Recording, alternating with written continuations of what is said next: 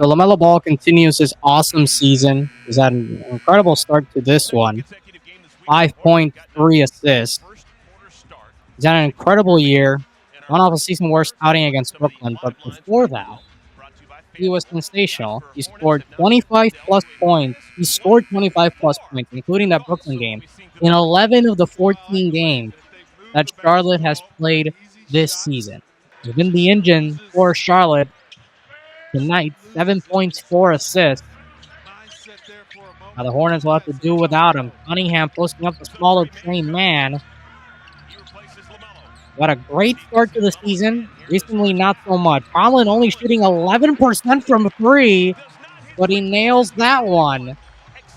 He's playing in his 13th game as Stewart with the free throw. I mentioned Stewart's role changing from one coach to the other. With Monty Williams last year, he was encouraged to take three-pointers with expanding his range. He did it quite solidly, one might say. He attempted 3.8 threes. Last year, 4.1 the year prior, 2022 and 23. He shot 38% last year, but this season with J.B. Bickerstaff, it has gone way down as Trey Mann knocks it down. Stewart is only attempting 0.6 threes per game, shooting 30%, but very much encouraged to go back to how he was at the start of his career. More of a screener, more of a player in the paint. Someone who operates inside the arc as he does there. Hands it off to Steve Cunningham. Gets the screen and nails the floater. Just like that. Great attempt. Thank you so much, Stewart. You're proving me right. Smoke the layup. Miller pass ahead. Trey Mann for 3. In and out.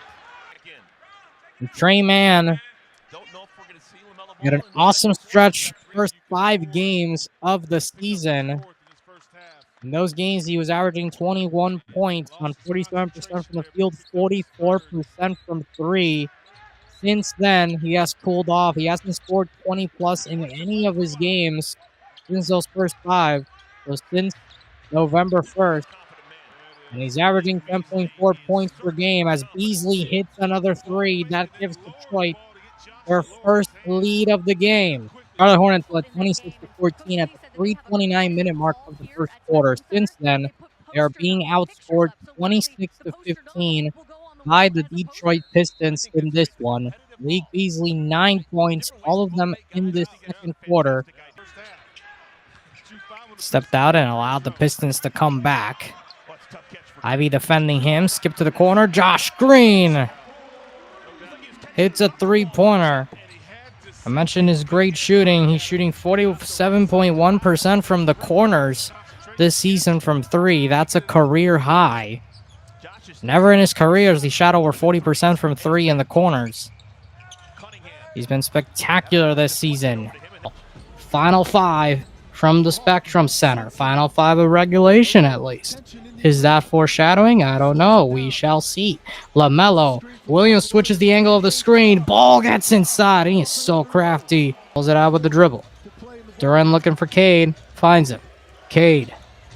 Skips to the corner. Harris, a 3. That's a big one.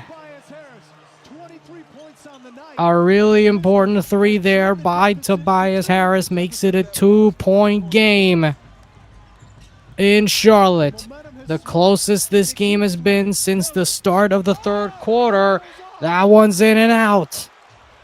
Pistons could take their first lead since the second period or tie it also for the first time since the second period.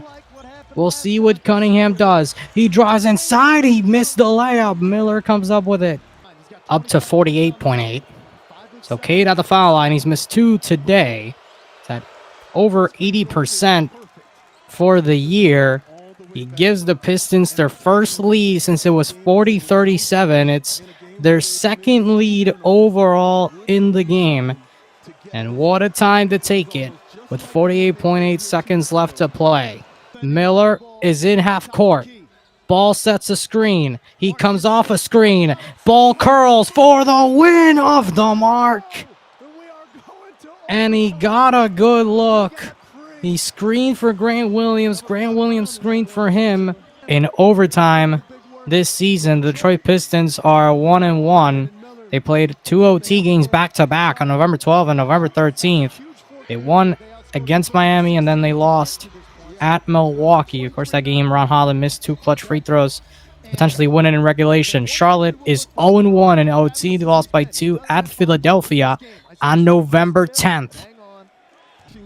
40 seconds left.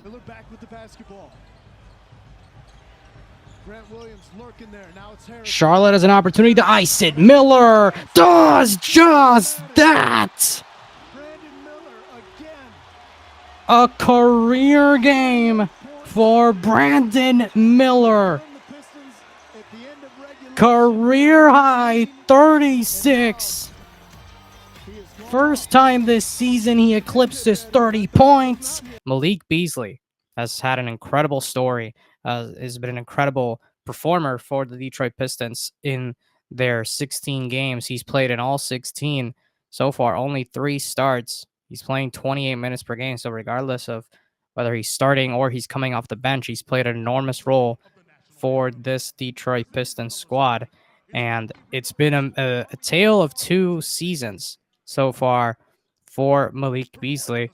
He had a cold start, but he's heated up recently. In his first 9 games for Malik Beasley, he was only in double figures for 6 of those 9 games. He averaged 10.7 points, shot 32.4% from the field, 33% from 3. So, bit of a struggle for Malik Beasley in his first 9 games. In his last 7, though, he has scored in double figures in all of them.